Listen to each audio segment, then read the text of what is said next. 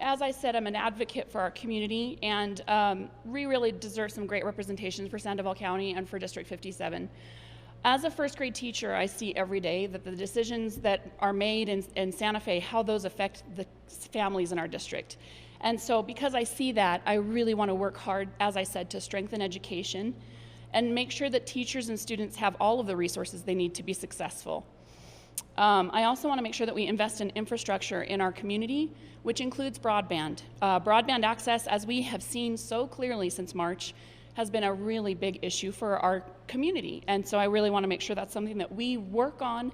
It's a critical issue that needs to be fixed, especially in the coming months as we continue with this crisis and lots of online learning. Again, I'm an advocate for our families. I'm here to listen, and I've heard over and over and over again, there are really serious concerns with the broadband access and infrastructure and education in our community. So those all work together, and I'm ready to be the advocate to do what we need to make sure that we have good education and really sufficient access to broadband. There are so many things great about Rio Rancho in New Mexico, but there are many challenges that we face. And I've been extremely effective legislating on your behalf these last 8 years. As an example, last year, I was able to partner with legislators from every walk of life to have passed and signed into law 8 bills. That's huge. That's a big accomplishment.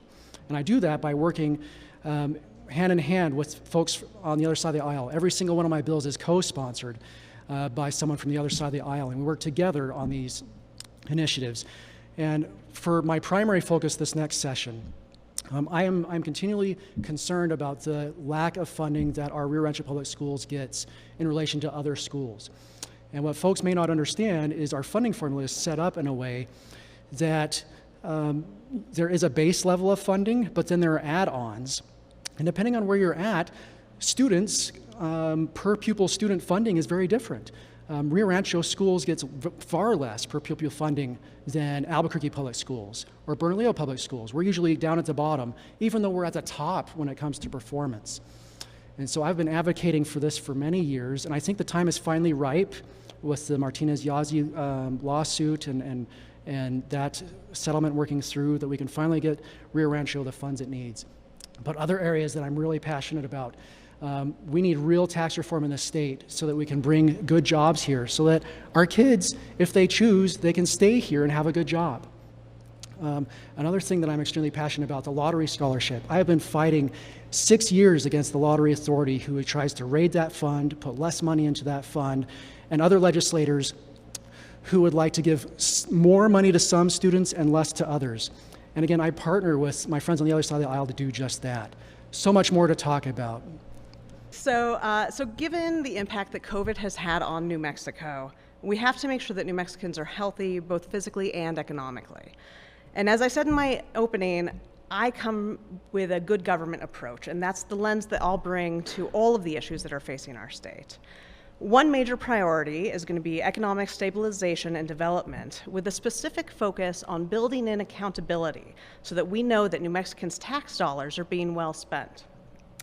That means ensuring that small businesses are able to stay open, both by keeping New Mexicans healthy and also by ensuring that our state government, or that our state is supportive of and creating a pathway to jobs and small businesses. But there's going to be a lot of proposals flying around in the next legislative session where saying that the state should help this group or that group, and that these people need an exemption, and these folks need special funding, et cetera, et cetera.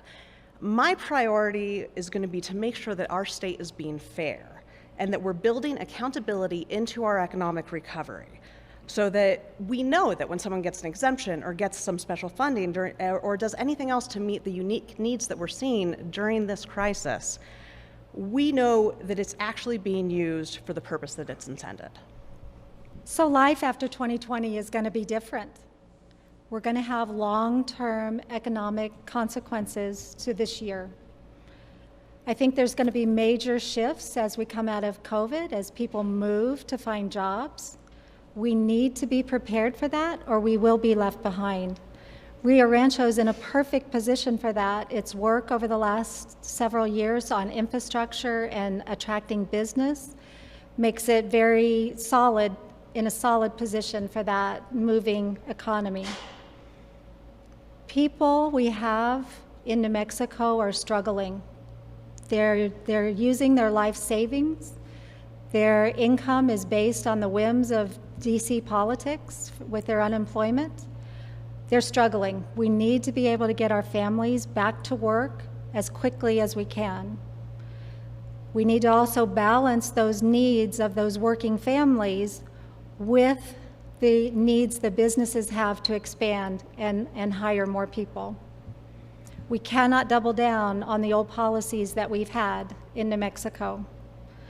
We need to focus on being part of the solution, a forward-looking agenda.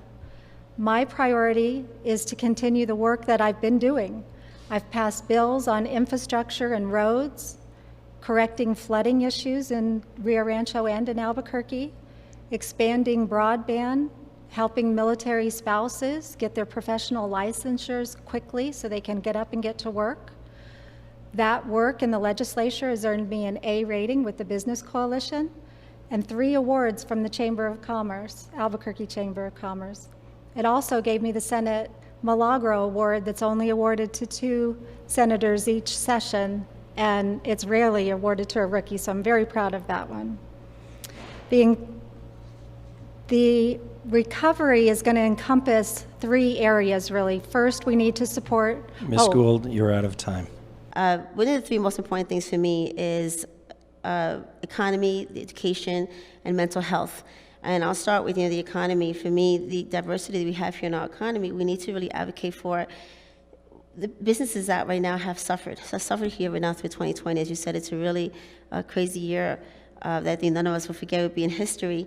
For me, I feel like the governor has stated she's going to support small businesses, but I don't believe that's happened.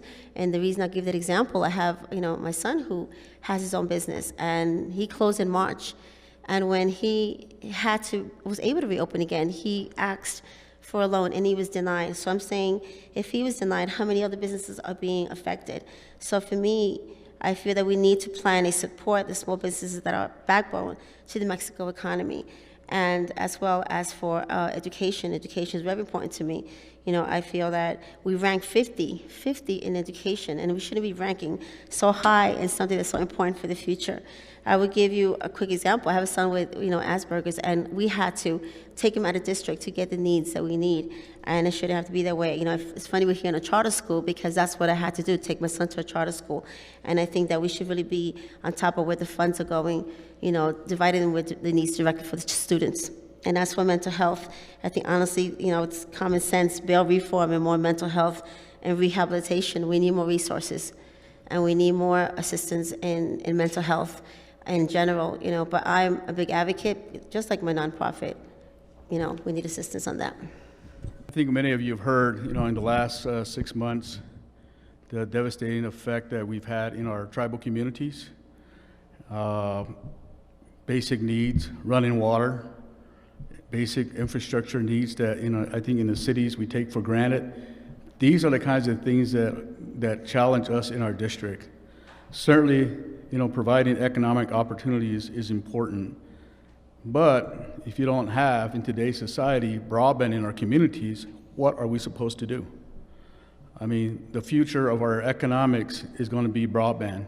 And unless we can find a way to extend broadband to the rural parts of New Mexico, we are going to continue to lag behind. Our children are going to continue to move to other states where they have better opportunities. So one of our priorities is basically how do we extend and make a concerted effort statewide to make sure that we have broadband services throughout New Mexico so that our children right now are suffering. We have in my community and many other communities, families are trying to figure out how they're going to educate, our children.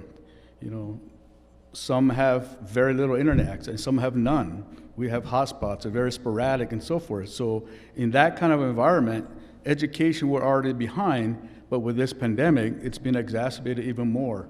So these are the challenges that we face here in New Mexico, and certainly I will continue to make education and broadband deployment a priority, but at the same time creating economic opportunities, for folks, in the rural areas, and that's going to require a heavy investment and so forth. So those are continue to be my priorities.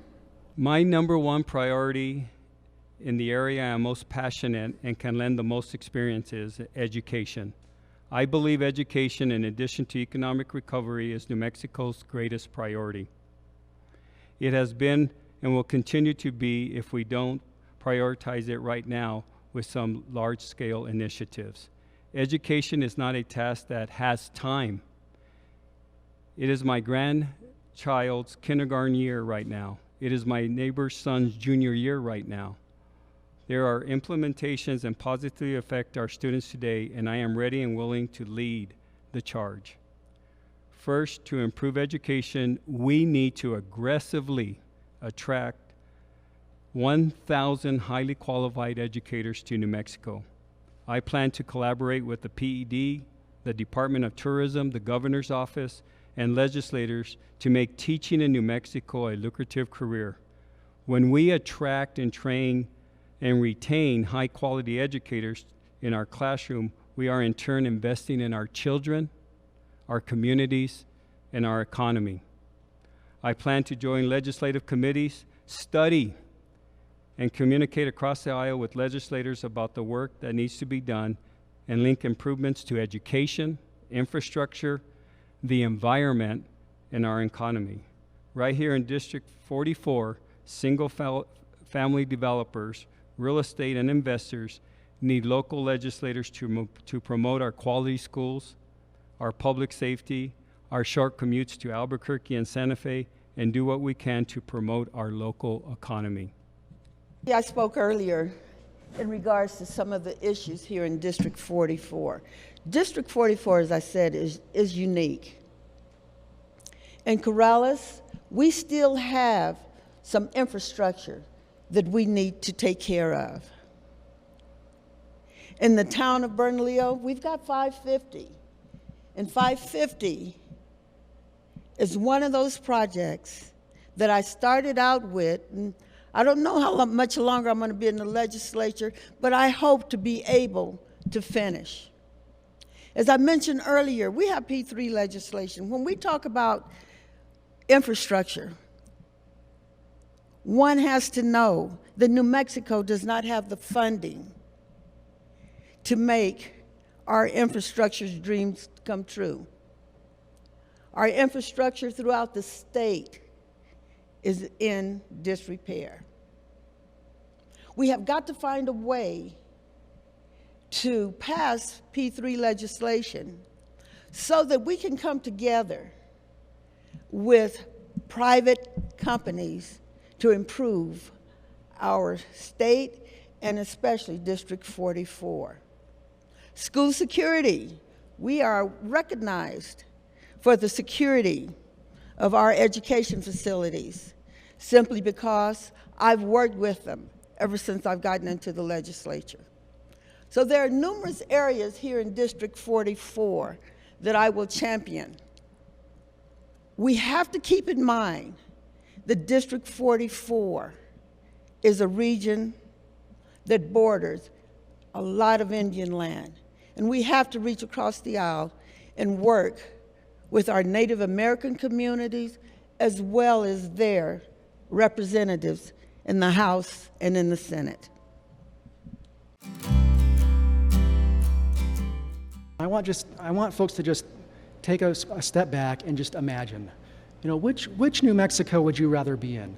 A New Mexico that right now is flush with reserves, has a responsible budget, and instead of talking about slashing, we're talking about what to invest in. Versus a New Mexico that has spent all of their extra cash, is way overspent on the budget, and now we're having to talk about $1 billion shortfall. I mean, which one would you prefer to be in? And I don't think the question is hard. And you look, and it's not rocket science. You go back and you look over the last 30 years, what's the safe number to raise our state budget by every year? And it's 3%. So if we raised our budget by 3% every year, you would never have to talk about furloughing state employees, about sweeping money from our elementary and middle schools, which has happened over the last several years because of irresponsible spending. And so, you can imagine how upset I was when over the last 2 years we've increased our state budget by 20%. 20% over 2 years. That's ridiculous. That's out of control. And so I warned on the House floor that we would have this day come. We would have a reckoning when the oil and gas industry, which was fueling those incredible reserves and surpluses, that day would come to an end, and we would have to be asking all these hard questions again. And I did not expect when I said that on the House floor that 3 months later we'd be coming back and having to address a COVID crisis and a falling out of the oil and gas industry. So we really have a spending problem in New Mexico. And that led to the greatest tax increase in New Mexico state history that was passed to make up for this reckless spending. And I again warned about that on the House floor. I said this spending will lead to a tax increase because of a self-imposed crisis.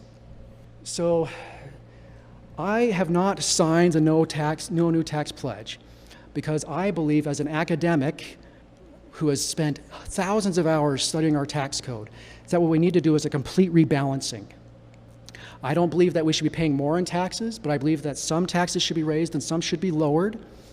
And in that way, we stop looking like this weird sore thumb that we are. And the biggest problem is gross receipts taxes in our state. We are one of only 2 states with a gross receipts tax, and it is a complete job killer, a complete small business killer. So I've been championing for the last 6 years, really, reforming our gross receipts tax. And most people don't even know we have a gross receipts tax. We don't really have a sales tax in New Mexico. When you go to Walmart and you buy something, sales tax, that's what it says on the receipt, but it's not really sales tax. It's gross receipts tax. And us normal consumers don't really see much of that. And what happens is your small businesses, they get killed with this gross receipts tax. And it also scares businesses away that might be considering coming to New Mexico. They hear gross receipts tax and they go, okay, we're not even going to consider coming to New Mexico.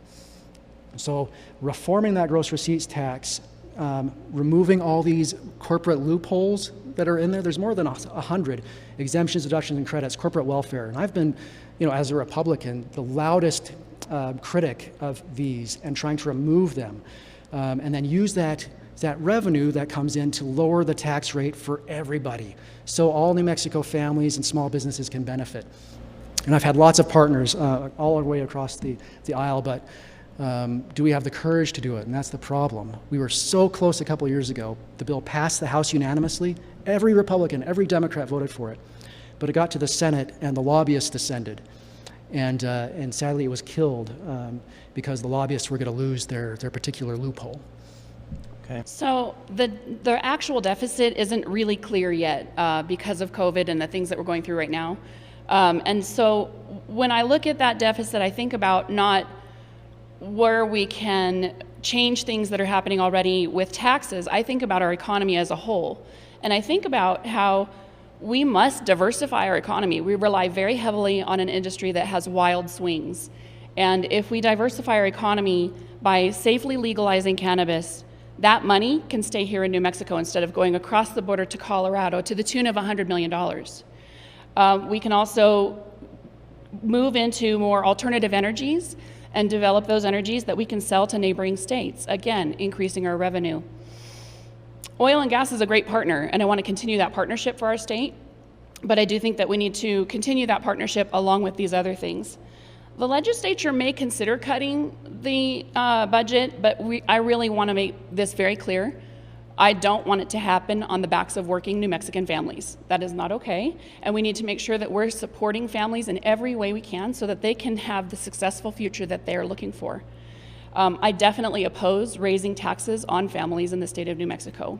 We need to, again, support families with resources so that they can have the successful future they have envisioned for themselves and for their children. I don't think it's a wise decision to raise taxes on families. I really believe that families are bearing the brunt of this economic crisis that we have right now with lost jobs and increased needs for their families.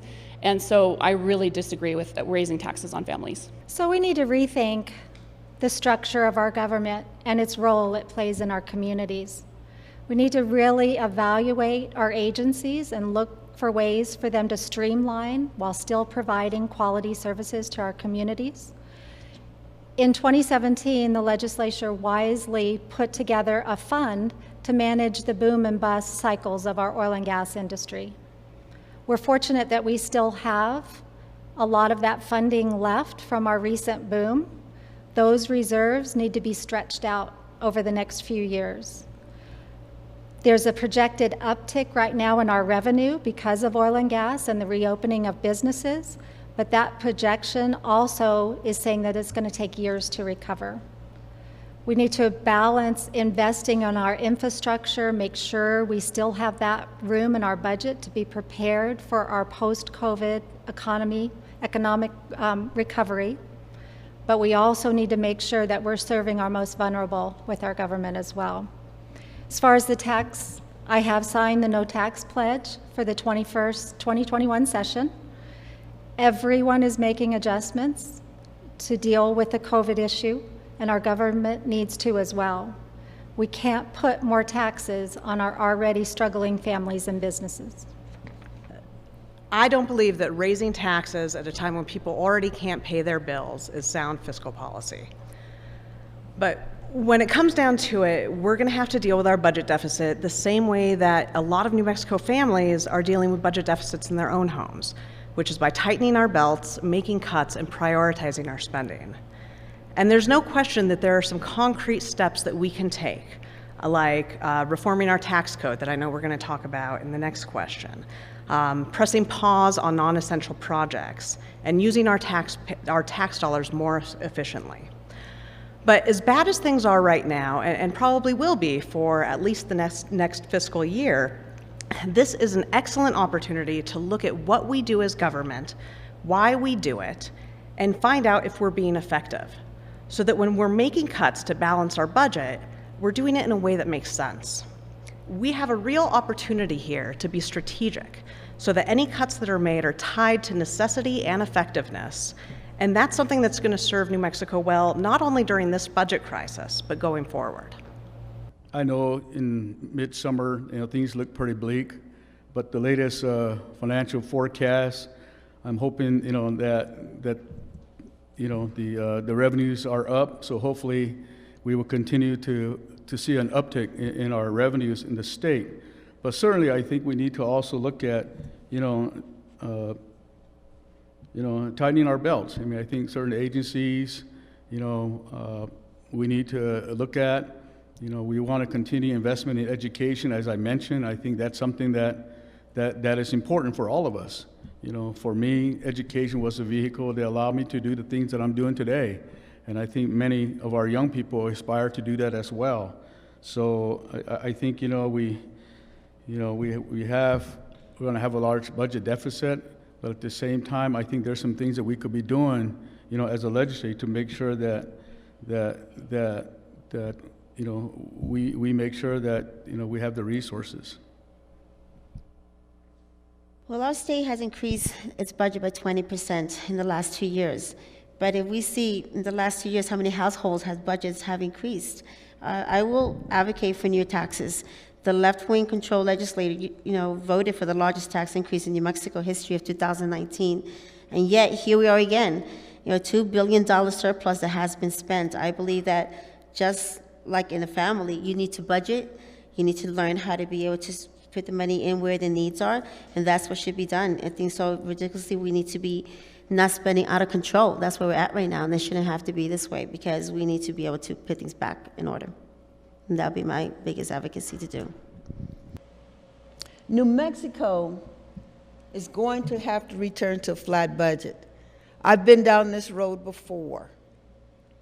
And with cutting back and sticking and staying within the budgets, we managed to have an excess that we had in working with the various industries that are already here in the state, such as the oil and gas, which are the backbone to the state of New Mexico.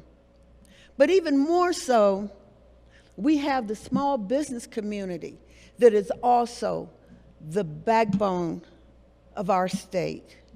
And no, I will not support any type of tax increase. I will work with or sponsor legislation to encourage manufacturers and companies to come to the state of New Mexico as I have always done.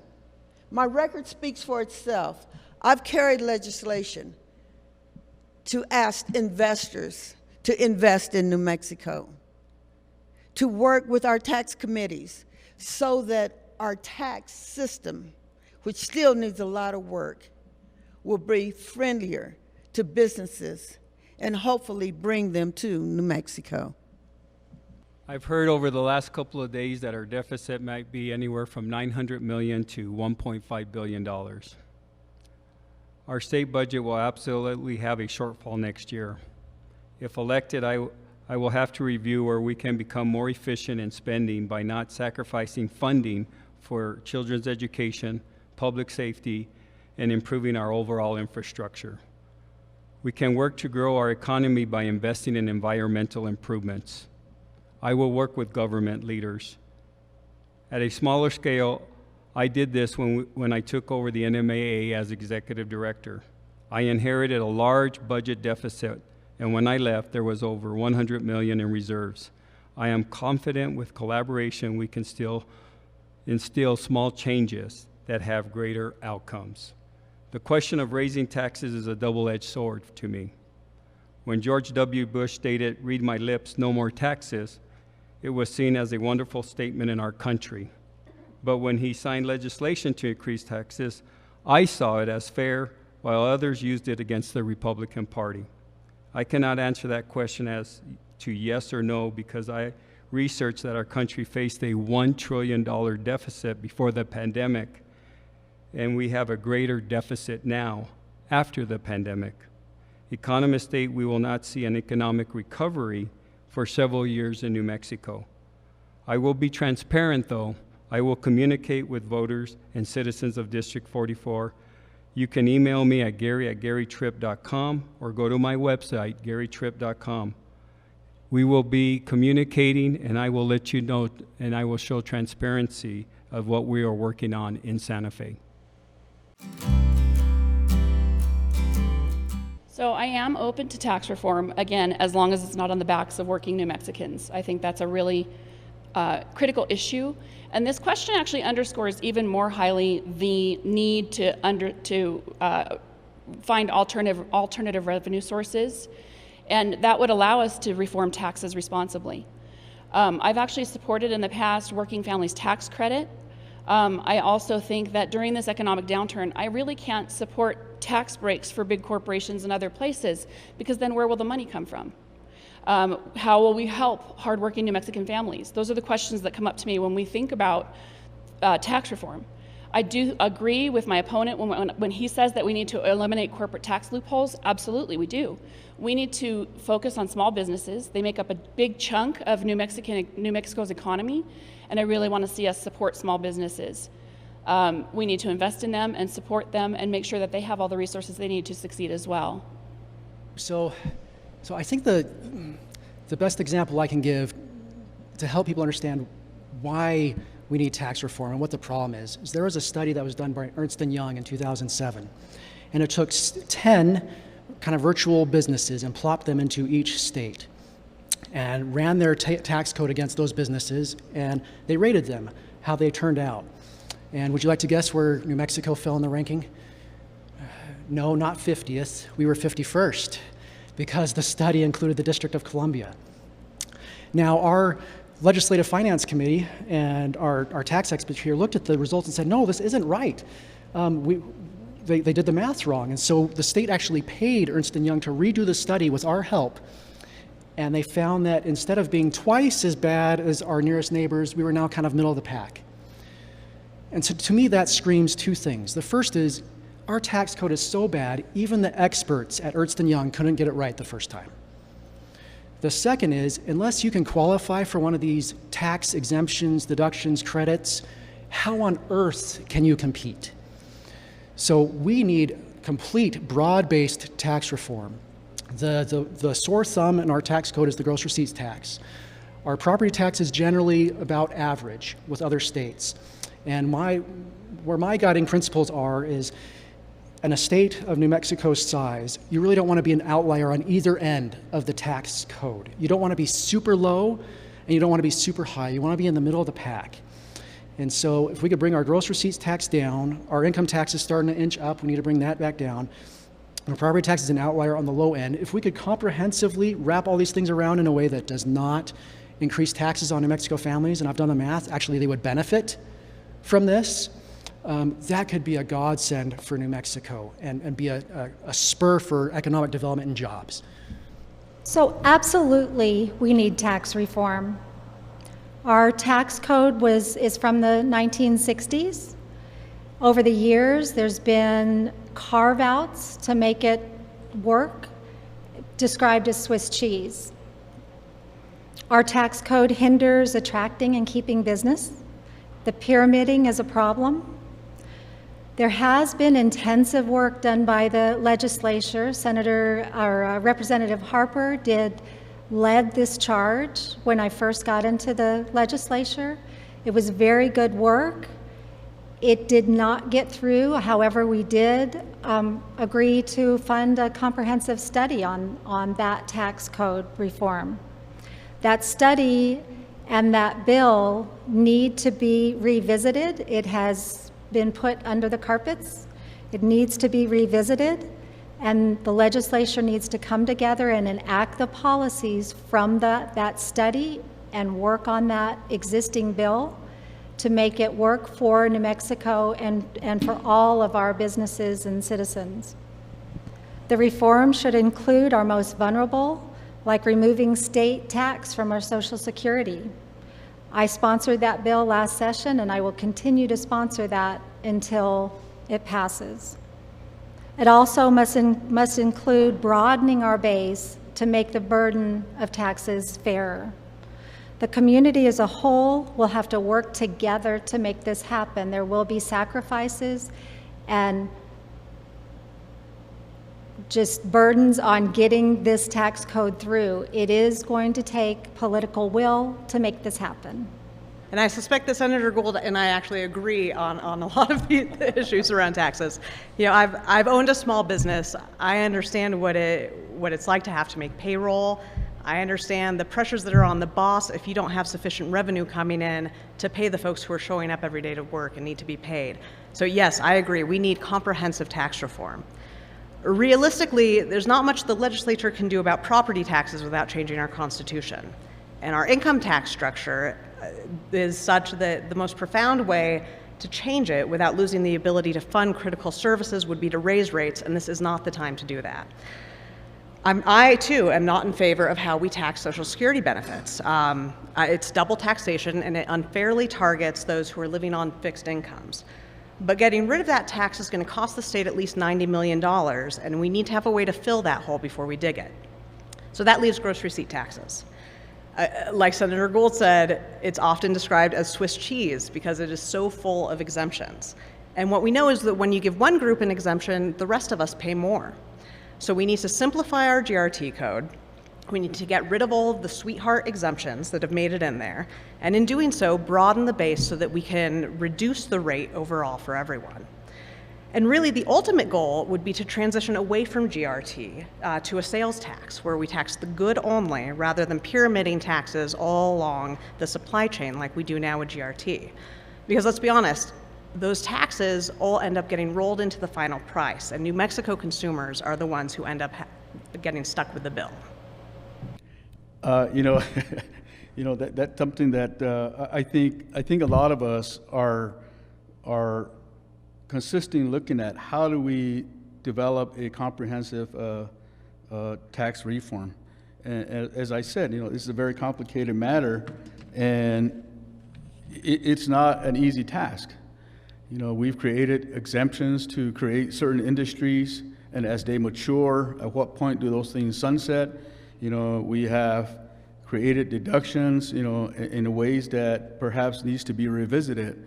But all of these things requires a lot of attention to detail. And I know that we've had various proposals come out. My colleague, up in San Juan County has proposed. I mean, he walks around with a coin, 2% tax. Let's just tax everybody 2%, and nobody can argue about who's paying taxes and so forth. So, you have one idea and then you have other ideas, and somewhere the answer is somewhere in between.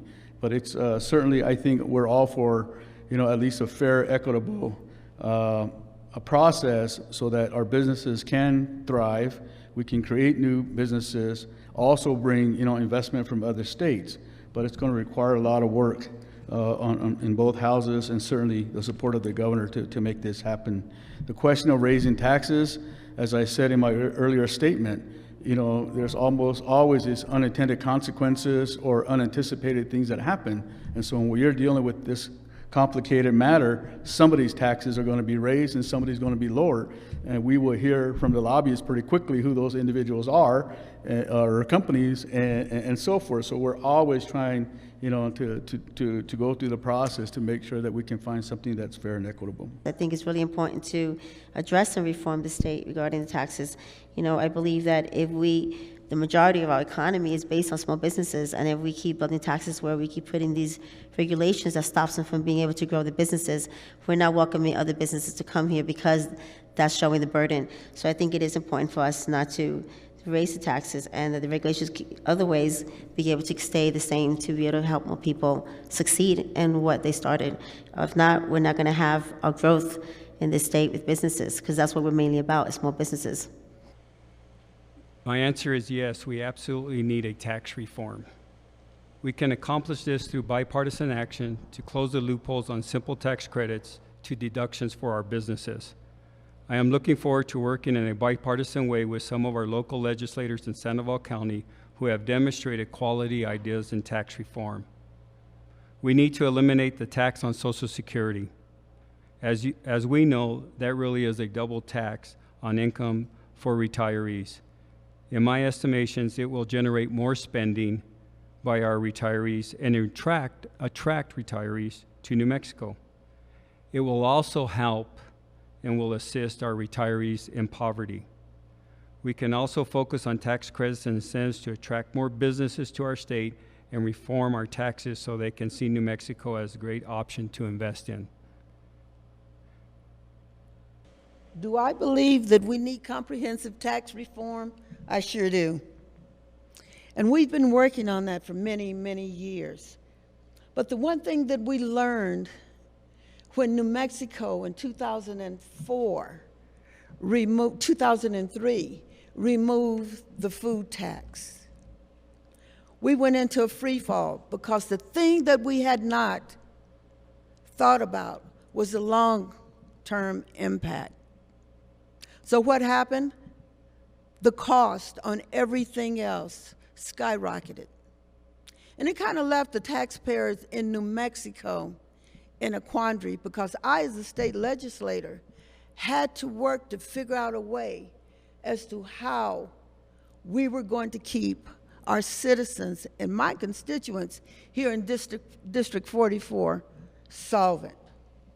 So yes, we do need to have a consistent and equitable tax process for New Mexico. There has been some previous and modest changes, but we still have a system that's in disarray. Loophole tax credits. We don't even know as to what credits are used and are not. Some of the individuals in District 44 that we don't often think about, besides those with Social Security, is our veterans. And our veterans here in District 44, like the rest of the state, are very important. And many are on fixed income. So yes, we need to reduce it, but we can't just do that overnight.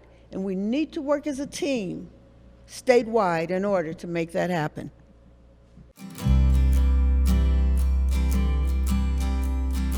There's a lot that goes into a business's decision where they set up and locate. And one of the big revelations I got when I started here understanding this in the legislature was the incredible competition between states for businesses. I didn't realize how intense that is. And so it really makes a difference how you look, especially compared to your neighbors. And right now, our tax code is a disaster. We've got great weather. Our education system, depending on where you're at, is good, but in other places it's not. And then again, crime, depending on where you're at, is good or bad. So when a business is considering where to go, these are the things they really look at. And so I think to help spur the economy, we need to address education, we need to address crime, we need to address our taxes. And then the other question that you asked about regulation. It would take more than 58 seconds to go into all of it, but you are exactly right. We are very heavily regulated. And most of these regulations have good intentions, but they end up making the cost of business so incredibly high that New Mexico can't compete with neighboring state businesses. And just one example I'll give. There's this piece of paper called an NTTC that businesses have to show if they're purchasing or selling something that's not taxable, part of our tax code. And if they are audited and they don't have this piece of paper, then they get slammed with that tax and they have to pay it. And these kind of got you audits that were done by our tax department almost killed, I can name, I won't here, but almost killed good businesses here in Rio Rancho. And so I carried a bill, bipartisan legislation, to change that. So if a business doesn't have that piece of paper, but they can prove with alternative evidence that the transaction was not taxable, then they're not subject to the tax. And that has really helped New Mexico small businesses. So one of the things that I've heard a lot when I talk to voters in District 57 is that infrastructure is something that's severely lacking in House District 57. And that's something I think we need to start. We can begin by investing in infrastructure, including broadband, to help attract businesses to the state. We also need to diversify the subsidies that we offer to businesses to come to New Mexico, and that would help us bring new supply chains to New Mexico. Small businesses, like I said before, they're a very sizable portion of our economic growth in this state. And so, again, I think we need to support small businesses first. We bought our house in Northern Meadows in 2005. When we bought our house, we were told that that would be a thriving economic area in Rio Rancho. And then, unfortunately, we had the economic downturn of 2008, and construction came to a screeching halt. And since then, we've been waiting. We've been waiting for businesses that would be attracted to that area of town to come and set up shop. But when you look at the infrastructure needs of that area, I wouldn't want to open a business there. And so my hope is that by investing in infrastructure, making sure that we have good roads, good technological access for companies and for individuals, hopefully that will help make us a more attractive area to businesses who want to move here. So I'm a consumer protection attorney, and I was the city clerk in Albuquerque, and so I've thought about regulations a lot in both those roles. And when we talk about regulations, there's really two key things that we need to look at. The first is, why are we regulating? And the second is the regulation producing the results that we're aiming for? We should never be regulating just for the sake of it, and we shouldn't use regulation as a way to keep people from being able to compete. What's more, a regulation that doesn't provide the outcome that we're aiming for not only doesn't help New Mexico, it can affirmatively do harm. So we need to have a process in place to review our regulations for both use and usefulness so that we can make data-driven decisions and make sure that we're appropriately protecting New Mexicans. But apart from regulations, there are a number of steps that we can take to make New Mexico more business-friendly. We can reform our gross receipts tax code. We can create a one-stop shop for business licensing that encourages entrepreneurship. We can have licensing costs that are on par with our surrounding states, especially in growing industries. We can have more reciprocity so that people who are coming to New Mexico ready to work can actually do so. We can invest in our workforce by closing the digital divide and making sure that our kids have the internet access they need so that they'll be ready to fill jobs in the future. And we can invest in our infrastructure so that we attract more companies like Amazon, which is now building a 450,000 square foot warehouse on Albuquerque's west side. But I do think that it's important that we be an inviting state for businesses without paying people to come here. Because every time we do that, we put hardworking New Mexicans who have built their businesses here without getting any special favors from government at a disadvantage compared to out-of-state companies. And that's not right, and it does not respect New Mexico. I've worked in small business in Albuquerque for 40 years. I understand that business needs to be flexible to account for changing markets. Mandates and over-regulation hinder their ability to expand and create new jobs. Business has to make adjustments with every mandate we do. Unintended consequences to those mandates sometimes are lost jobs. State regulations are a one-size-fits-all, and what works in metro areas doesn't always work in our small towns. So I believe that those regulations need to be done on a individual basis. Local control is a key. New Mexico can create family-sustaining, high-paying jobs if we restructure our policies. My vision is to have a deep bench of jobs for workers instead of regulations to create opportunity. If they want to change jobs that they're unhappy with, there's more jobs down the pike they can go to. They can also have an opportunity to move up in their careers. At the beginning of COVID, we immediately lost 2 manufacturers that consolidated their locations out of New Mexico. I suspect it was our regulations, tax structure, and business environments that caused that move. Consistency, common sense regulation, and government not micromanaging through law is key.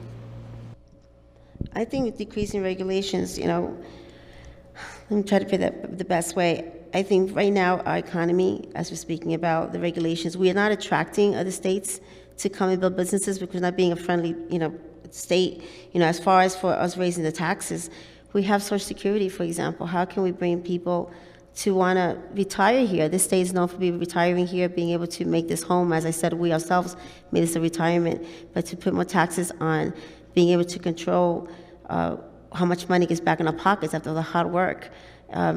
It's not really making people want to come build the businesses here, so our business is not able to grow. And I think that's important.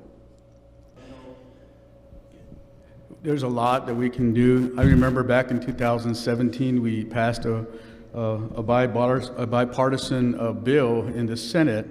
I believe it was 36-4, that really a tax reform bill. We have currently about almost $1 billion worth of exemptions and taxes, deductions, and we were trying to take care of some of that on a bipartisan support. Unfortunately, the governor vetoed that bill. So I think there is effort in the Senate to really look at our exemptions. That's a lot of money that we could be bringing in if we can pass a bill, but it has to be the will of the governor to sign that as well.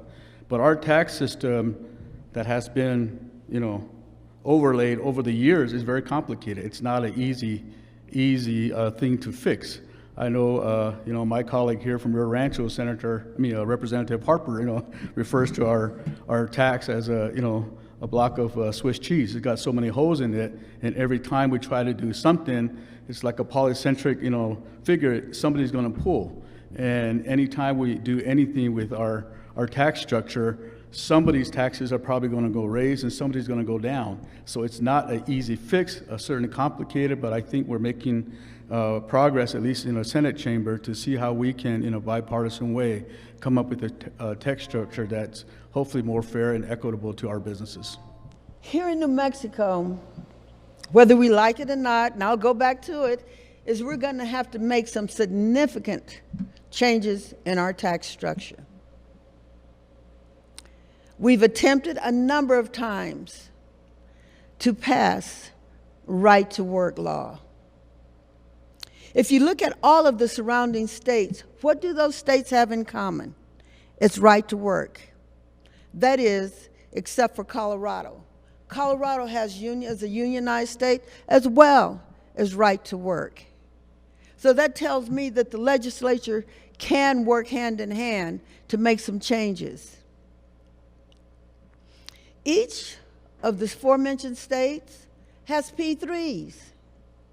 They have P3 laws in place that makes the difference for business and their delivery of projects and of products, as well as the construction industry.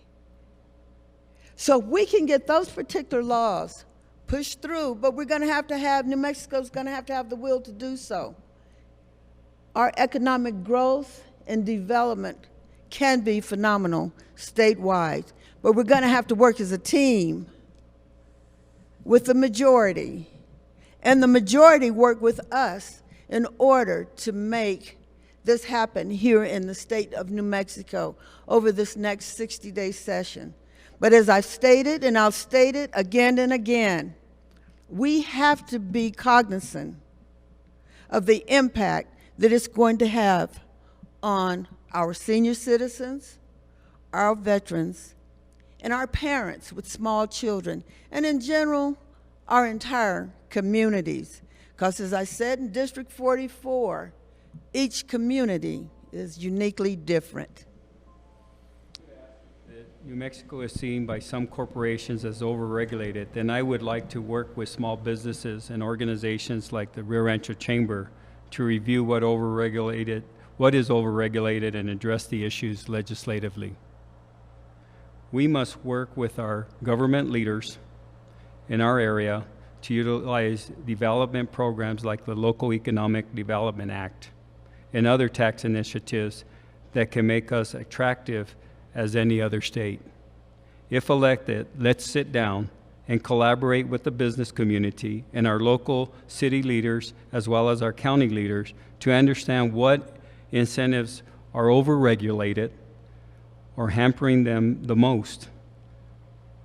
We are all in this together. Building our economy should be an open-end communication.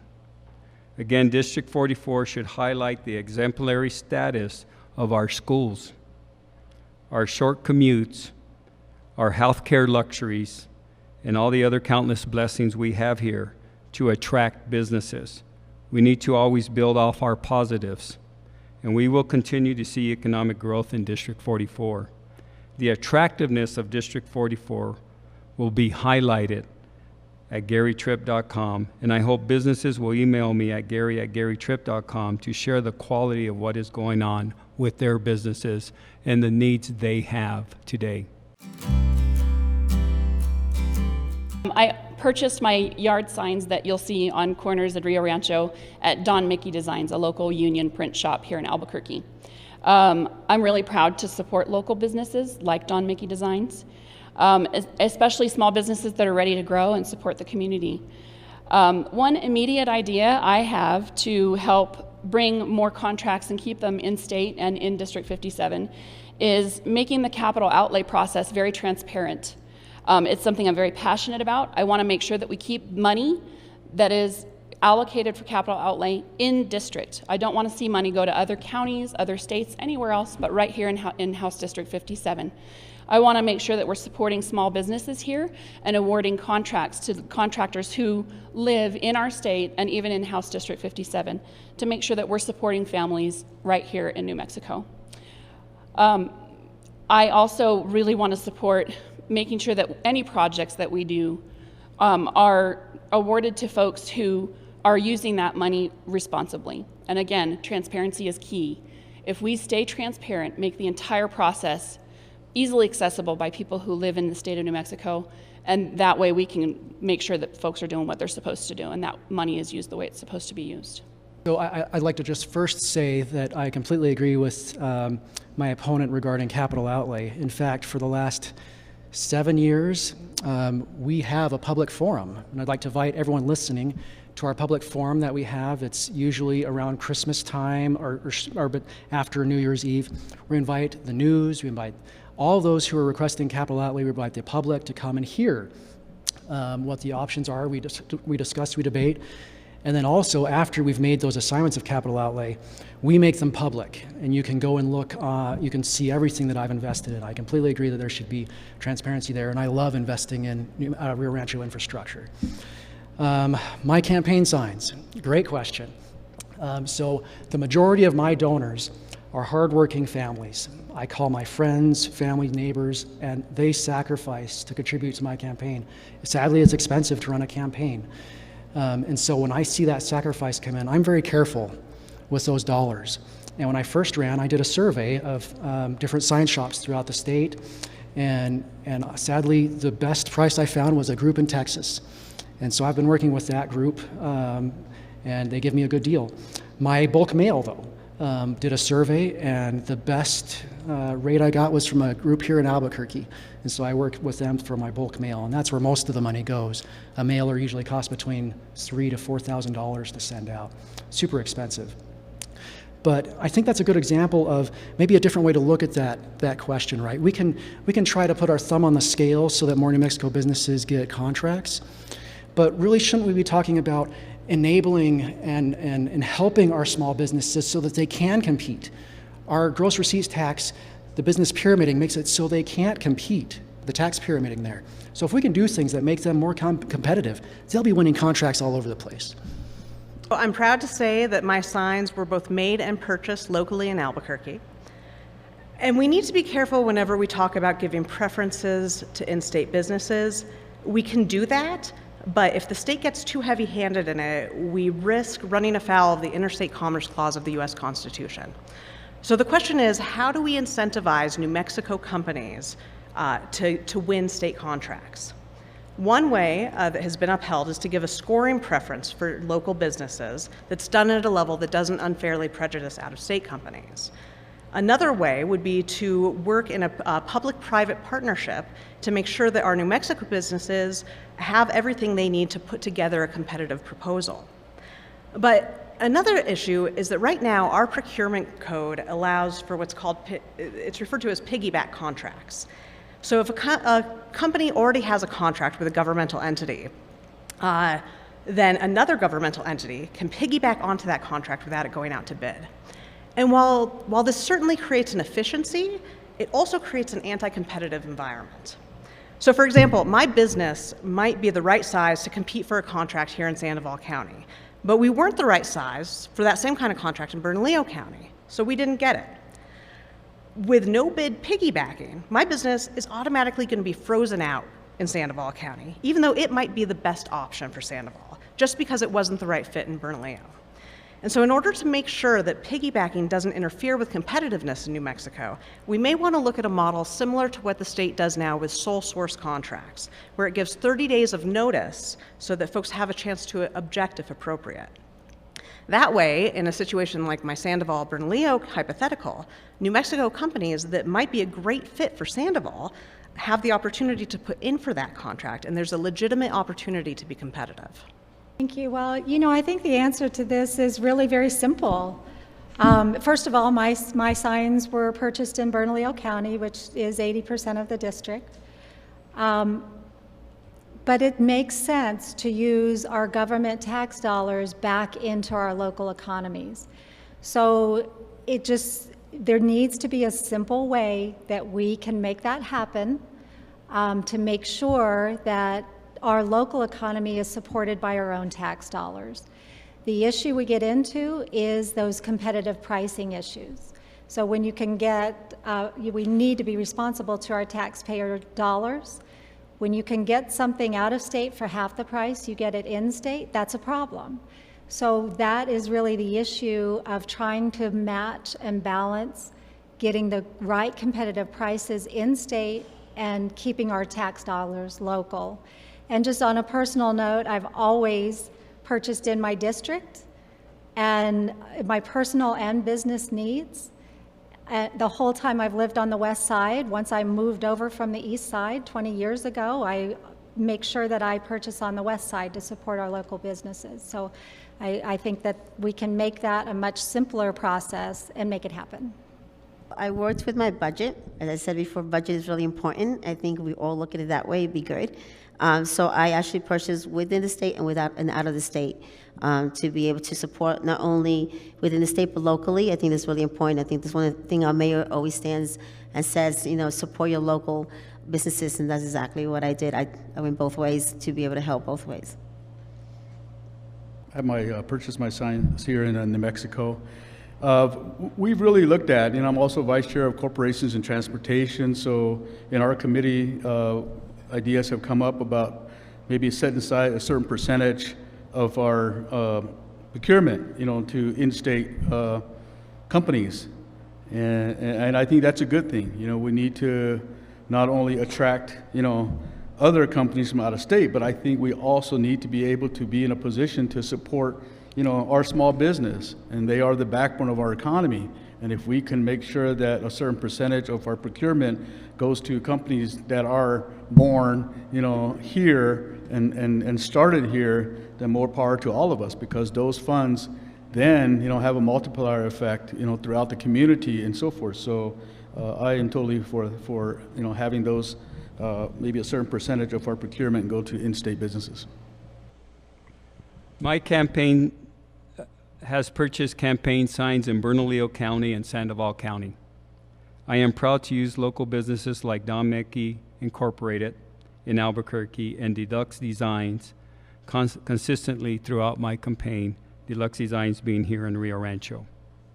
I am compelled to ask the Chamber to join me in continuing to offer training for small businesses about the procurement process. I have worked with the General Services Department.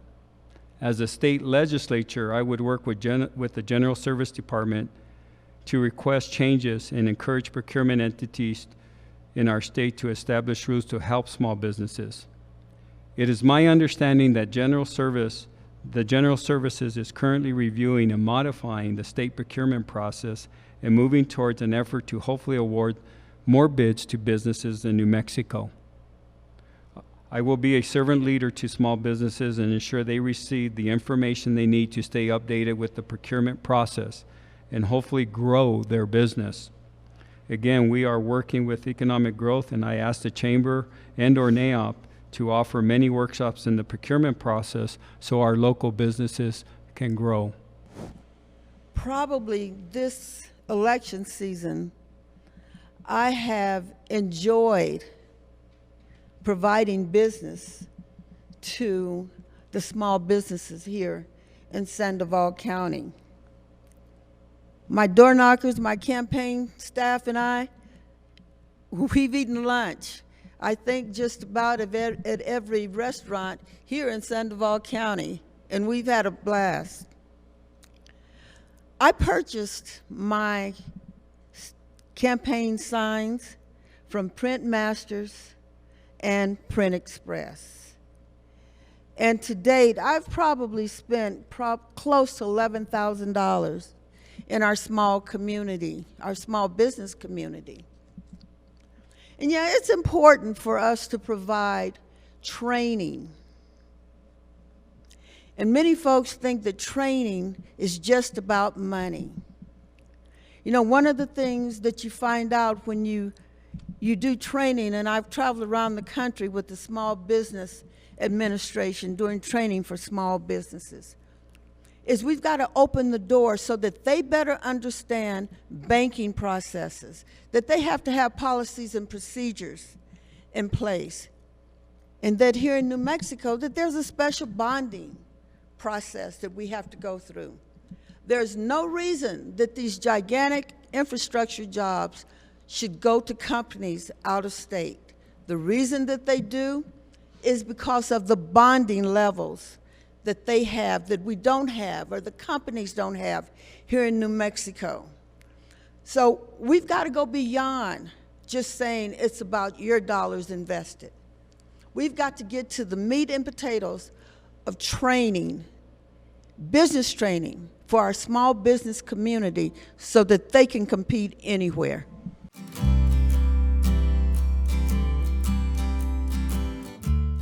That's the golden question right there. And I'll say that there are some things that we don't have much control over, right?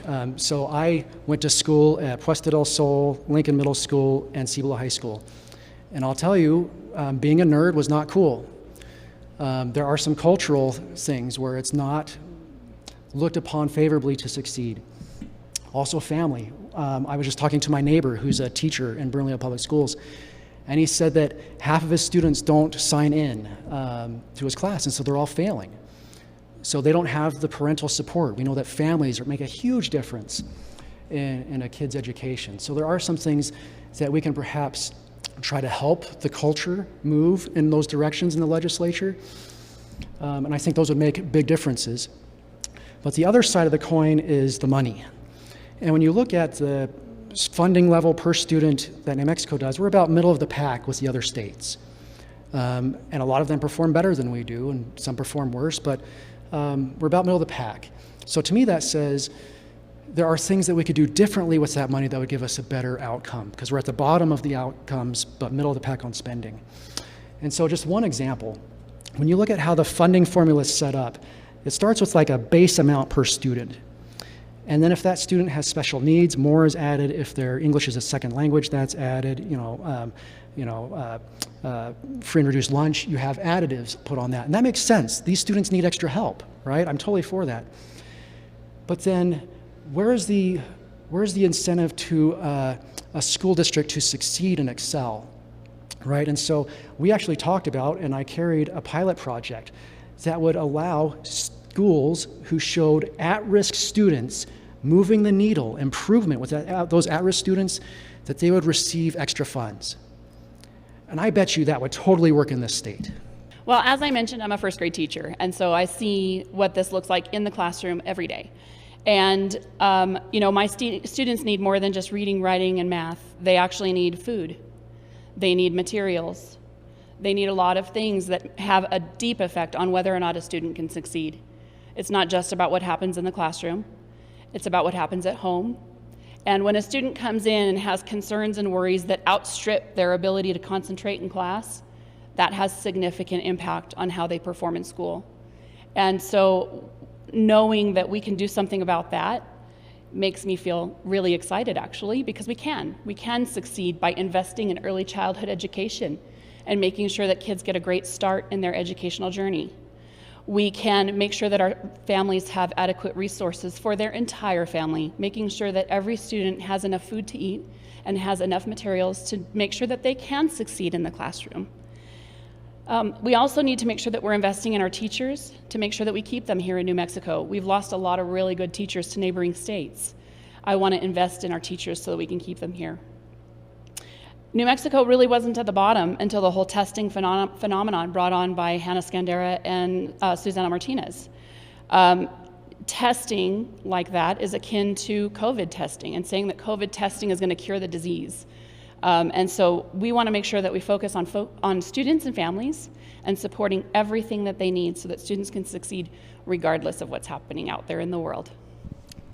I believe every child has the ability to learn. When I was elected, I asked to be on Senate Education because I wanted to be a part of this solution. When I came here from the East Coast in 9th grade, I had already learned what they were teaching in the classroom. And as a kid, I thought that was really cool. But as an adult, it concerns me greatly. And I haven't seen that change in the last 48 years. After 4 years of being on Senate Education, I can tell you I have the utmost respect for our teachers, for the hard work that they do every day. Rio Rancho is a school district is highly rated. Consistency of leadership, I think, is key. Rio Rancho's superintendent has been here for 20 years. She's so respected, they named a school after her. The change needs to be more than just in our schools. It takes a village. Rio Rancho is also a growing community, and their businesses are expanding. Overall in New Mexico, what I hear over and over in the Senate Education is the high turnover in superintendents, the long-term substitute teachers, high truancy rates, toxic stress in our communities. We need to model our successful schools, reduce our wasteful spending. I supported transparency and accountability in spending in our schools. Quality early childhood education is vital to our success. And local control, those schools know best how to help their kids. I also think that rating our land grant fund further is not the answer. Rio Rancho has proven they're one of the lowest funded schools with a high rating. I think that what I see is people come up, the 4 years that I've been there, they come up year after year with their ideas, but until we really get down with the teachers and know what's going on in the classroom and what's going to make a difference for those kids, the laws that we put in are sometimes hindering to their ability to teach. And so I think that without talking to the people doing the work before we have our ideas and legislation is the key. I can't imagine what it's like when the teachers get the new string of legislation that we put in for them to accommodate. And it's not serving our kids. The kids are the ones that we should be focusing on the most. And I think once we do that, the change will come naturally. So when we talk about being 49th in education, we often don't talk about the things outside the classroom that make it hard for kids to learn. We have high rates of poverty, food insecurity, adverse childhood experiences, and now on top of everything else, COVID. And there are a lot of things that the state can do to improve educational outcomes, like investing in pre-K, striking at root causes of adverse childhood experiences, and standardizing trauma-informed approaches to teaching. But apart from all that, we can't look at education and jobs separately. Parents need good jobs in order to give their kids the support they need to succeed in school, and kids need good educations in order to get good jobs in the future. So one of the best things that the legislature can do to improve education in New Mexico is to focus on multi-generational approaches to these issues that address the needs of parents and children at the same time. So for example, if a kid goes to a high-quality childcare and they learn to read, but then they go home to parents who can't read or who are unavailable to read with that kid, the impact of that early learning experience is diminished. Similarly, if a parent participates in a workforce training program, but then they don't have access to safe and affordable childcare, they might not be able to accept or keep the job that they've just been trained for. With a multi-generational approach, workforce development and childcare assistance programs would be paired together, as would things like child literacy and adult education programs. And there's data that shows that doing it this way leads to better outcomes for both parents and children, and it increases the value of both sets of services, resulting in a better return on investment. And in most cases, this multi-generational approach aligns and links existing systems and funding streams, which means that you get that increased return on investment without having to create new problems or spend additional dollars. I think it starts with getting everyone at the table, not only APS, but the parents and the teachers and the educational assistants, and all of the stakeholders need to come together on these issues in order to craft a comprehensive approach that's actually going to make a difference. I think the other big thing is building in accountability. APS is a massive, massive district, and it has a massive budget. And there needs to be accountability to not only the legislature, but to parents and to kids. And I don't know that focus has been successful in the past. It's in some level it may not be a money issue, but if you recall, the recent Supreme Court decision, Yazzie versus Martinez, that we are not as a state investing enough in our at-risk kids. And I think if you look at the state as a totality, we do have a lot of at-risk kids. Maybe it's not so, I know my kids went to Rio Rancho, both graduated out of Rio Rancho High School, great education, both have gone on and graduated from college and doing their own thing, but not all have those kinds of resources and so forth. So I think we need to make that continuing investment in education, particularly, for our at-risk students, because those, I think, are the ones that are most vulnerable, and those also have the best potential to turn their communities, their respective communities around. I believe, our school, for many reasons and many issues, why they always score, rank so poorly in the numbers, and it shouldn't really have to be that way. I think, unfortunately, right now, what the governor has done is made like a blanket decision on what could work for everybody. What works for Albuquerque is not going to work for our community. And I think that we really need to really look and see what are the needs of the children in the local, schools. I think the boards of the schools should really have more decision-making when it comes to the capabilities of what their school needs, what decisions need to be made for each individual. I also feel like the teachers and parents, if the community gets together, you know, they will be able to understand what the children's and the school's needs are, and not what Santa Fe could decide what they need. They don't know what our kids need, but ourselves as parents and as school board members. Here in New Mexico, more than half of our budget goes to education. And quite honestly, again, I don't think money's all the problem. I happen to think that we have some good teachers here in New Mexico. We have some great facilities here in New Mexico. And yeah, every once in a while we have these issues with supplies. But through our efforts, and my effort in working with other members of the legislature, we've brought some parity to that. I believe that parents and guardians are going to have to work hand in hand with our teachers early on, so that when these children come into school, that they are prepared to learn.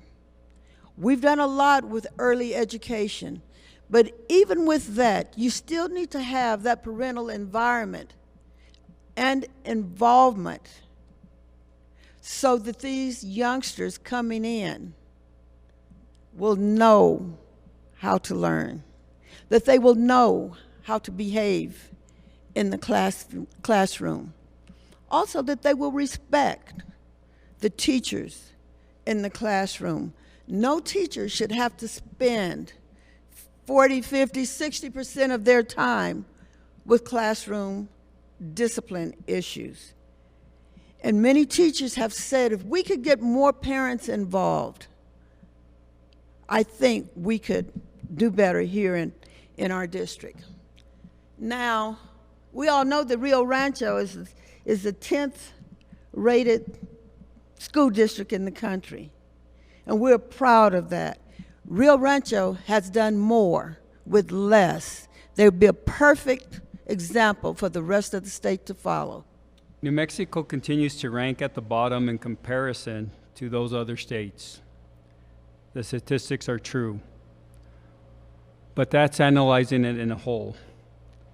We have districts like Rio Rancho, Los Alamos, Farmington, Gadsden, and countless classrooms throughout the state who are in fact fostering student success.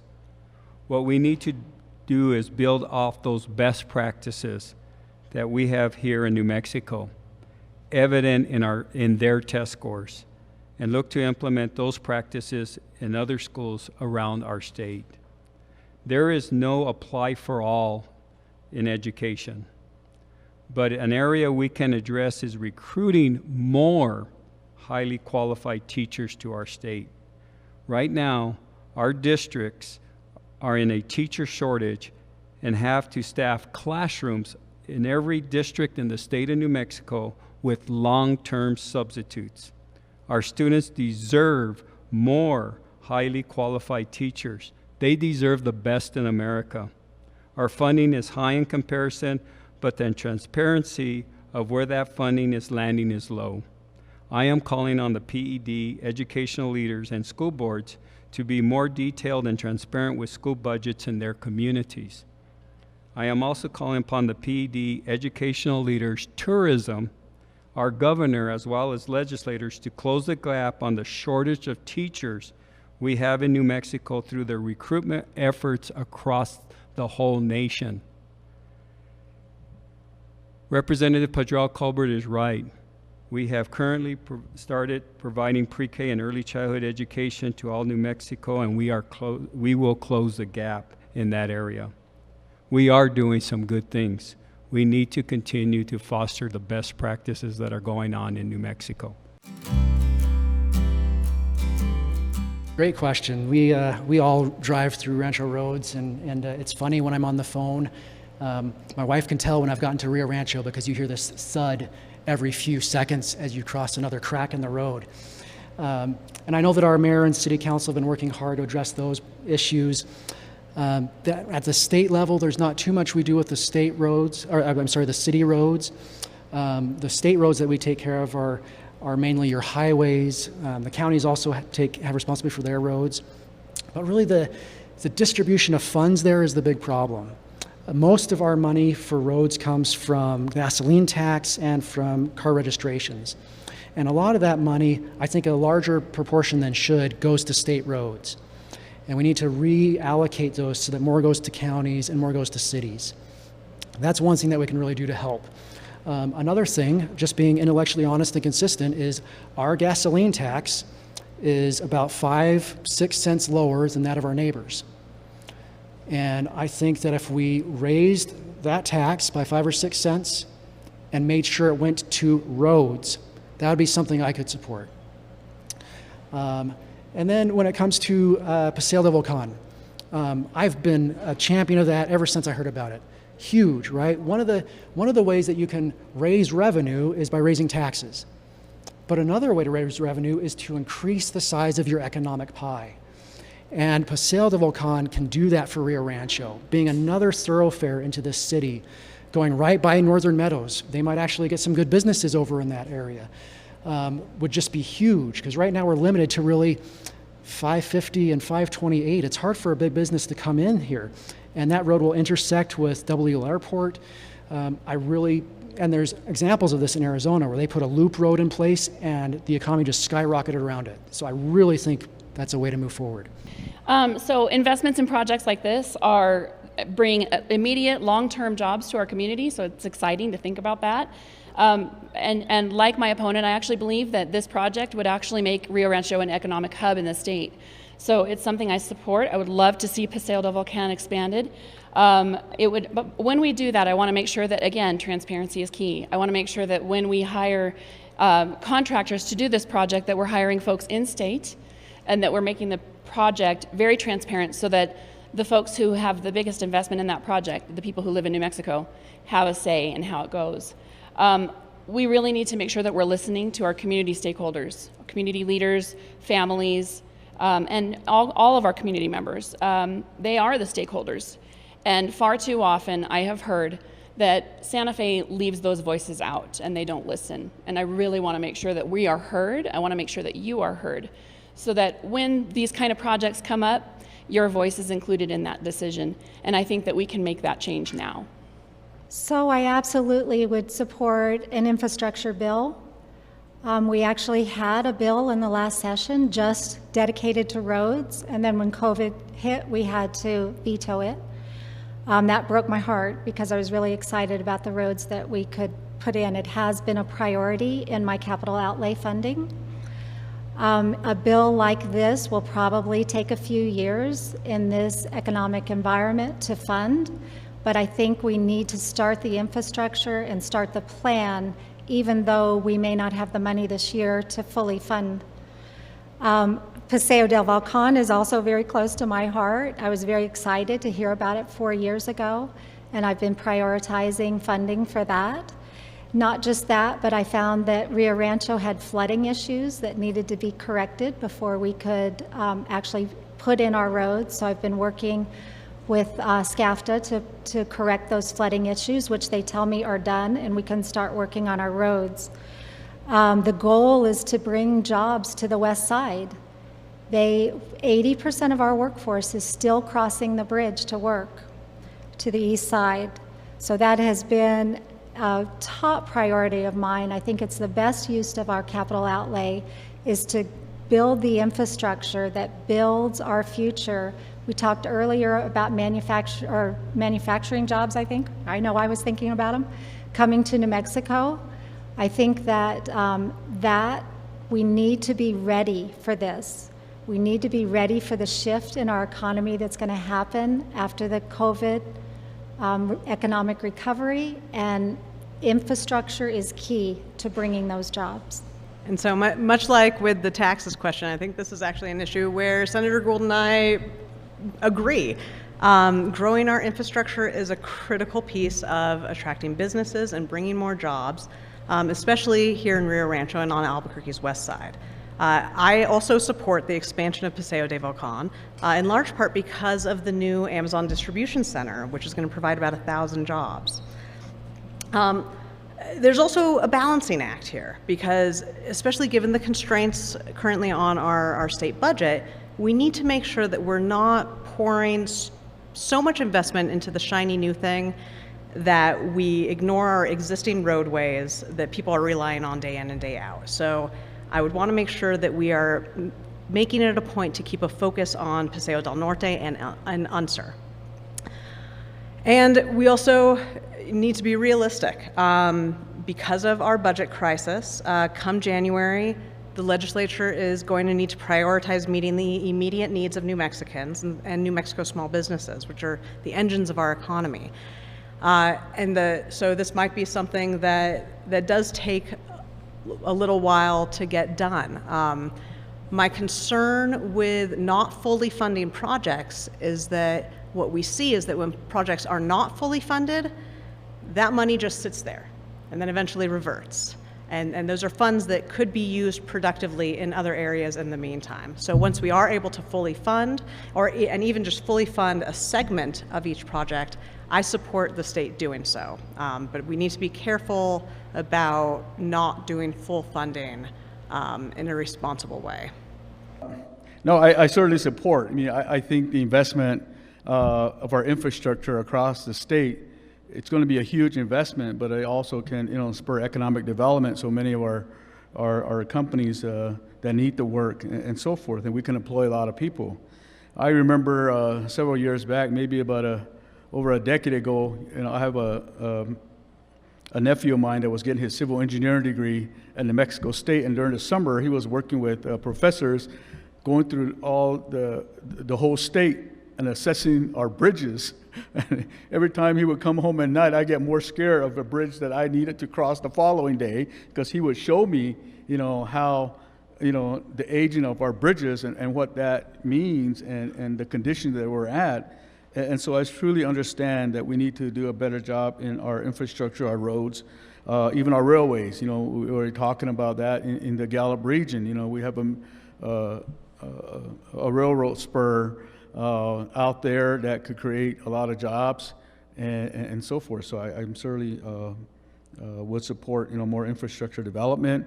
The Paseo del Volcan issue, I know I've invested, I think, capital outlay money, for right-of-way purchases to make that hopefully happen in the very near future. So, but it's going to be a huge investment, but certainly necessary for us in the northwestern part of our area. Well, I definitely believe expanding Paseo Volcan definitely will offer more opportunities for more jobs. I know when I moved out here 16 years ago, it wasn't built yet. I had to take 25 to get into Albuquerque. And it's one or the other, you leave earlier because it's very congested, especially now on 550, or you get late to where you're going. And so I think the opportunity of having Paseo Volcan expanded, not only would it give more jobs, but it also give the point of building more houses. More families will have more opportunities to have that leeway of more income coming in. And obviously, if we have more income coming in, we definitely want to be able to have more money coming into our state. So having that expanded opens doors to other things as well. So I think it's a good idea, and definitely I support it. I have supported Paseo del Volcan even before I became a legislator, because I was working for the city of Albuquerque. And way back then, we were looking at how do we handle the west side. Paseo del Volcan, all of the right-of-way has been purchased. We've worked with legislators in the Albuquerque area. We've worked with legislators across the aisle. And our team here, we came together to fund the purchase of the full right-of-way for Paseo del Volcan. New Mexico gets $400 million from the feds. But the problem that we have is that $159 million of that comes from the feds goes to debt service.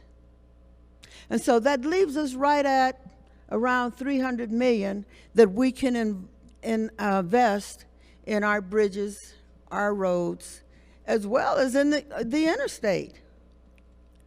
And when you look at that, it's costing approximately $1 million a mile.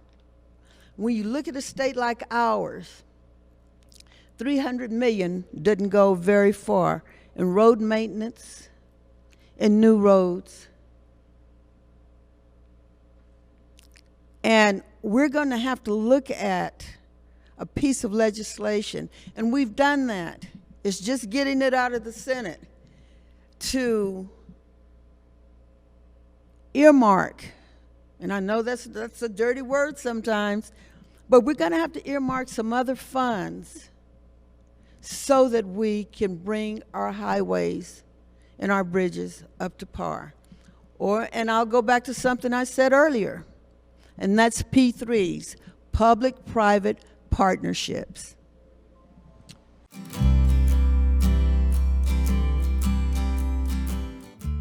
You know, this is a really great question. I remember when I was in high school, I graduated in 1988, and when I graduated in high school, wood shop and auto shop were still a thing. And I would actually really like to see that happen again. We have a lot of students who aren't built for college. We always encourage kids, go to college, but that's not their passion. Their passion is working on cars or working with wood.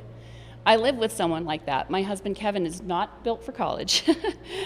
He loves to work with his hands, and he's extremely talented at home building, and he makes a great living doing it. And I would love to connect students with more opportunities for those classes in high school and beyond. In addition to that, those students who want to go to college, like my daughter, Michaela, she's a sophomore at UNM studying journalism, and she is really excited about the opportunity to do an internship so that she can learn more about the industry that she's chosen for her future. No matter what we do, we need to make sure that we're connecting students to opportunities to experience the things that they're passionate about. It's an important thing in a person's soul and in their heart to make sure that they're doing something they believe in. And so I want to make sure that we're offering students every opportunity to do that, from kindergarten all the way through college. And really this ties back to the problem with our funding formula. So yeah, I remember wood shop and auto shop in high school, and those were really removed because they are such expensive programs to run. And also at the college level, those programs are extremely expensive to run, and you also don't see them very commonly at the college level either. And we've designed our funding formula in the state to really discourage those kinds of those programs. And so this is something that I think everyone agrees. This isn't a Republican or Democrat issue. We all agree that this would be a good thing to change. The issue is making sure that we can find that funding while also making sure that we can give teachers raises and that we can fund the food for students. So it's one of these things that is a struggle, but we really would like to make changes in that area because there's so many jobs in that area right now. There's actually a shortage of jobs in that area. When it comes to how can we connect students with businesses, that's a great question. So when I went to school at New Mexico Tech, every year my wife and I would go out during the summers for internships. And those were amazing because they helped us to understand the relevance of what was being taught. They gave us job experience. They kind of were job interviews, if you can think of them that way. And so I've actually been working with our tax department secretary to say, could we not do something like this with our local universities? They need lots of help at the tax department. Can we not have some internship program with UNM and New Mexico State to bring them in, and then you kind of have a pipeline? So I think stuff like that, these kind of innovative ideas to engage students early on, they get a paycheck, they see what public service is, like, I think that could really make a big difference in New Mexico. New Mexico has so much to offer, and I'm raising my son here, and I want him to stay. But we can't expect our kids to stay here if we can't offer them career opportunities and the ability to thrive. So there's a couple of things that we are doing right in this area, and that should continue. That would be funding JTIP and providing high-wage tax credits. But clearly, we need to do more. And I'd like to highlight a program that was built here in New Mexico and that's doing exactly the kind of work that we should be doing as a state. And it's called Future Focused Education. And this is a group that pairs high school students with over 60 local businesses to provide meaningful and paid work experiences, while they're also getting certifications and training necessary so that they can start work as a full-fledged employee once they graduate. The employers pay a flat fee, and the nonprofit handles the payroll, the insurance, the onboarding. I would love to see our state partner with more groups like that, and also provide incentives to local employers to participate in those kinds of programs. But the other thing that we need to do is to match the over $9 million in federal funding that we get for career and technical education, CTE, which I understand the majority of states already do, but we do not. CTE partners with businesses to prepare our students for tomorrow's workforce, and it fulfills employer needs in high-skill, high-wage, in-demand areas. And we've seen this kind of CTE approach work, specifically with CNM in the film industry. We should be leveraging those federal CTE dollars to expand this approach to other industries as well.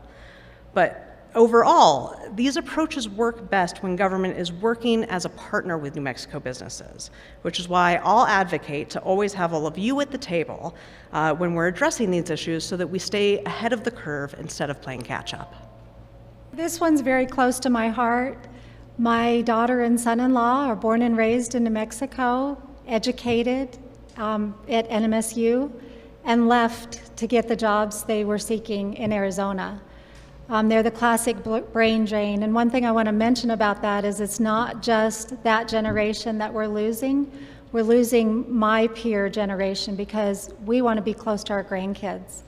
We've had a declining population over the last 10 years, and I think that's a big factor in that. I am actually a product of what was ICT at the time, is now DECA. When I was young, I just wanted to work, and I've spent my life in the workforce. That ICT program was very instrumental in getting me in. I worked in the afternoons in a little dental office, and left school to do that instead of taking elective classes. It was very productive for me, and I was ready to go to work when I left school. Rio Rancho has a really quality DECA program. They are connecting, just like the other program we talked about, these students with their internships, with the local businesses, getting them the soft skills that they need to continue. Soft skills are really a huge issue that we have. Our businesses are talking about it all the time. That gives them the soft skills they need.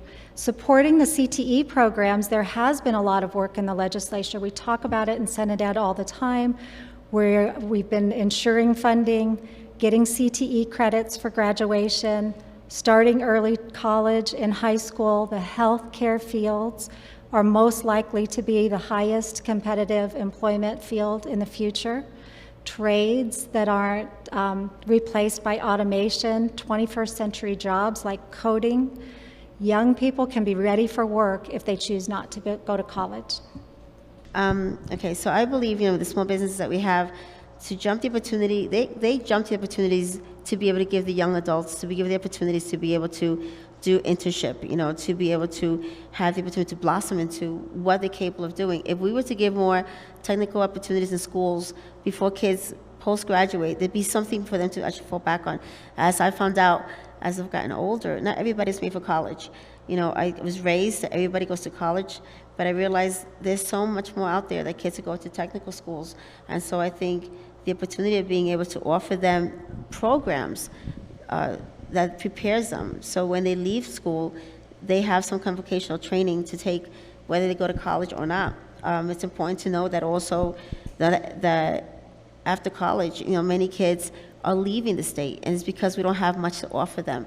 So I do believe there's enough businesses out here that will be willing to help students have the programs they need to be able to blossom to what they need to do. I come from a family of 8 children. Most of us, I think with the exception of my younger brother, have graduated from college. And I've been an advocate for education. But as I look back, on many of our young people's experience, and looking back, when we were in high school, when, vocational schools and things, building homes, electrical trades, and welding, those were very popular. And I don't know where in the system we lost those. Because I feel, having come back full circle and spent 20 years in higher education, not every child wants to pursue a four-year education. So we have to create those tracks so that we can have the workforce that's needed. I mean, you know, my shower went out. I'm gonna have an appointment with a plumber tomorrow afternoon, and I know I'm gonna pay a lot of money.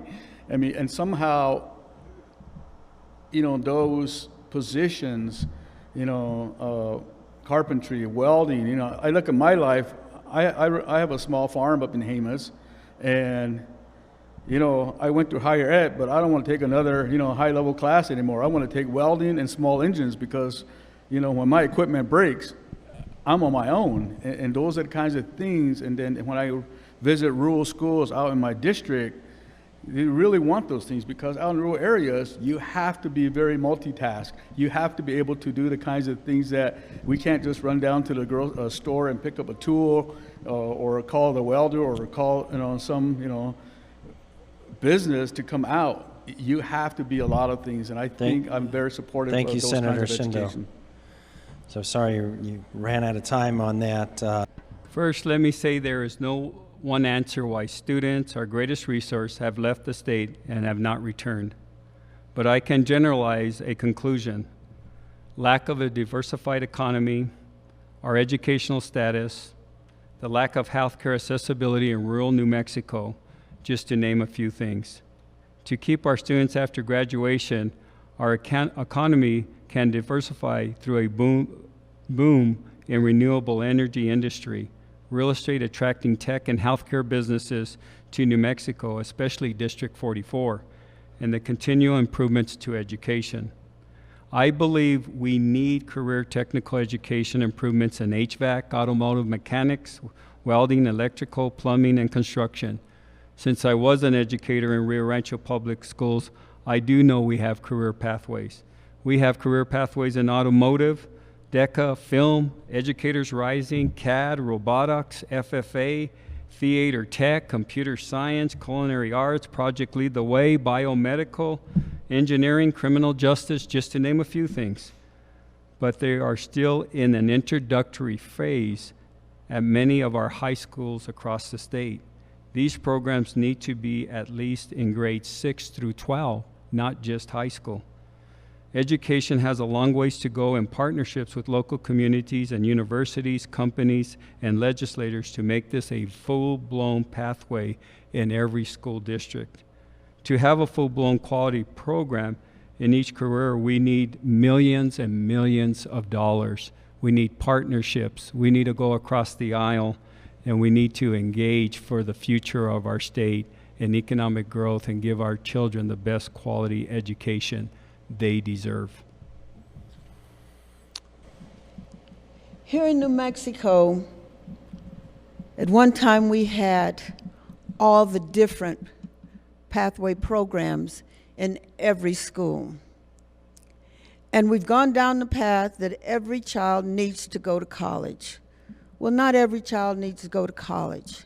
What New Mexico needs to do is we need to go back and start very early in elementary school and helping kids to dream about what they would like to be. How does that happen? That's going to happen because we're going to work and build our business community so that those businesses will go back and start adopting and have a community school program. You know, I support our education system. Do I criticize it at times? Yes, I do. But I think we have a good system.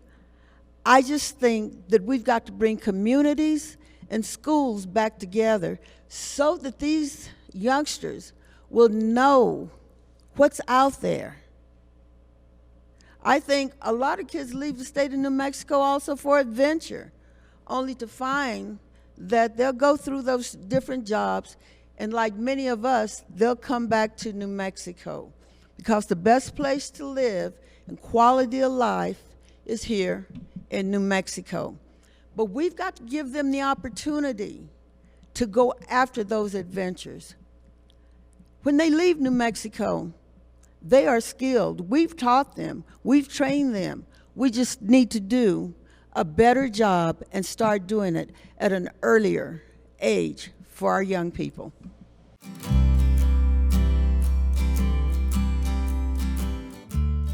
You know, I think in our district we have definitely a higher, better opportunity of having the internet than other rural areas. But I think what I've seen done in some cases, people have gone to, you know, places nearby that have been able to have the internet. We're giving them more opportunities for some children who need to do schoolwork or need to do other jobs and have that sharing of the expanding of the internet. I think it's a good way to be able to help, you know, each other.